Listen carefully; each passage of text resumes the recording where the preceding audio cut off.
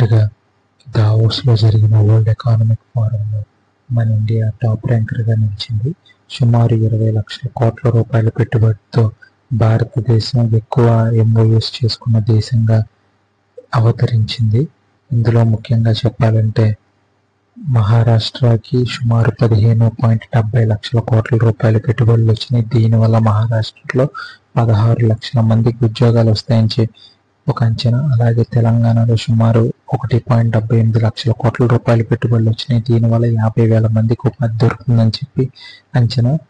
And వీటిలో మనం ఒక స్మాల్ డిఫరెన్స్ కనుక గమనిస్తే వచ్చిన పెట్టుబడులు ఏవైతే ఉన్నాయో మెజారిటీ అంటే దగ్గర 70-80% వరకు మహారాష్ట్రకి వెళ్ళగా మిగతావన్నీ తమిళనాడు, కేరళ,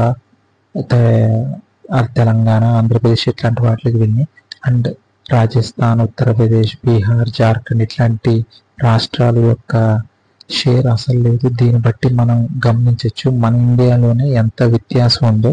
అండ్ మనకి ఎంఓయూస్ అయితే వచ్చినాయి కానీ అవి ఎంతవరకు ఆన్ గ్రౌండ్ ఇంప్లిమెంట్ అవుతాయి అని చెప్పని మనం ఇంకా వేచి చూడాలి. ఎందుకంటే చైనా మనకు వచ్చిన ఇన్వెస్ట్మెంట్స్ మీద ఎటువంటి రకమైన టెక్నికల్ అండ్ అలాగే టెక్నాలజికల్ షేరింగ్కి అగ్రీ అవ్వట్లేదు. సో చూద్దాం ఈ 20 లక్షల కోట్లతో మన ఇండియాలో ఎంతవరకు మార్పు వస్తుందో.